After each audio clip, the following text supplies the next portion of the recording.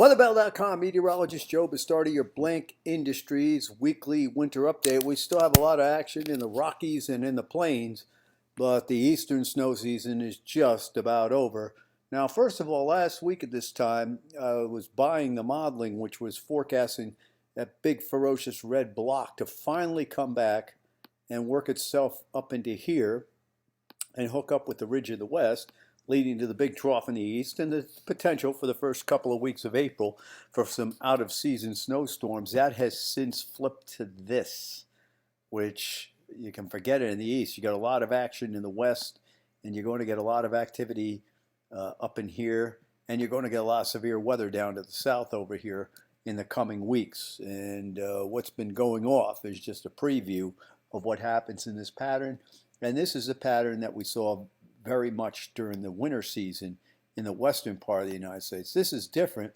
And if we were in the middle of winter, and even in early April, that's supposed to just translate underneath. But I think the real warm water temperatures off the eastern seaboard are having something to do with that.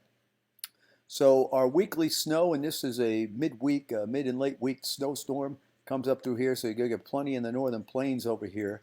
And instead of having the snowstorm in the east right in here this week around April Fool's Day, what is actually happening is a storm that went up through the lakes and is now diving southeast off New England intensifies.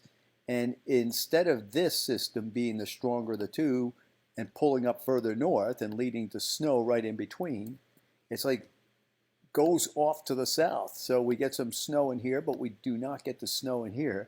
And then later in the week, the bigger storms start coming out, start beating on the northern plains like that. Now, I want to show you something for this winter.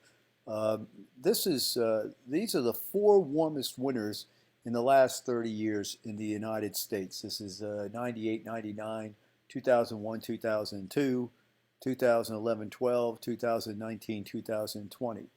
What we saw this winter is not a sign, any more of a sign of what winters are going to be like than, let's say, these invasions of the polar vortexes we've had. And I know there's a lot of scuttlebutt out there that, oh, things are changing around and everything gets blamed for this or that.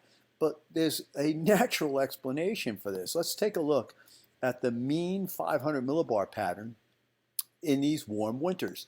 Notice the fierce red here, the blue here, and the blue here. There's the ridge over Europe. There's the ridge over the southeast part of the United States, right? See that?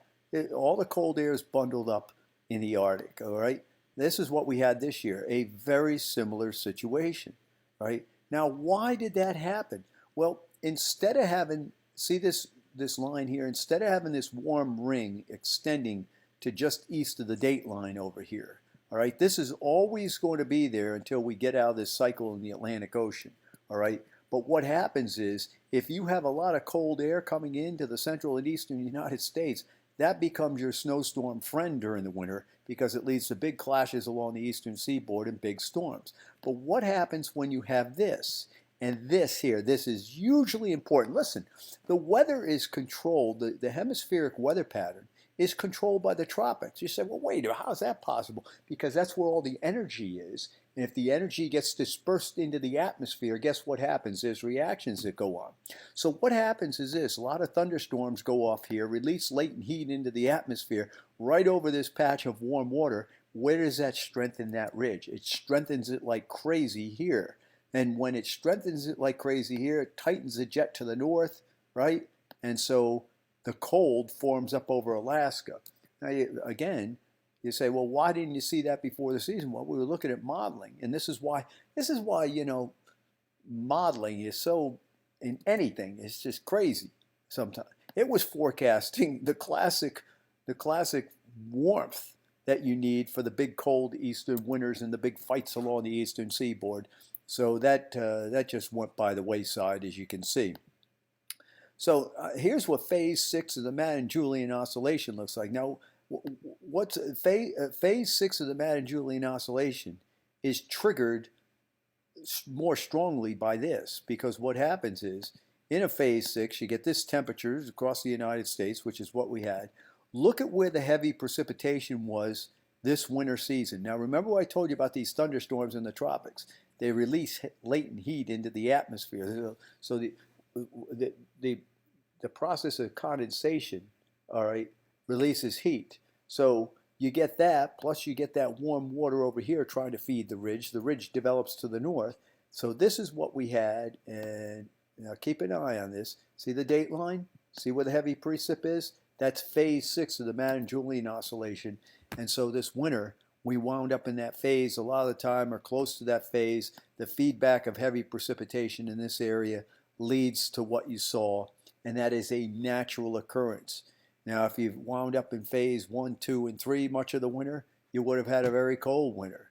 But as it turned out, you see this heavier precipitation back here, or you need heavy precipitation here to offset this here, and you didn't really get that this winter.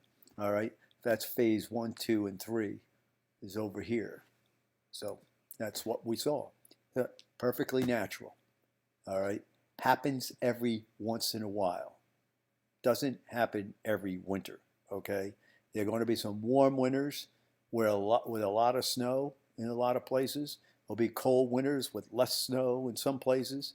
I mean, it's just the way nature works. This may be the last time I talk to you. I don't know. Hopefully I talk to you next week. There's going to be a lot of action in the Northern Plains, but I thought we'd go a little bit longer this morning and leave you a better explanation. That's it for now. Enjoy the weather. It's the only weather you got.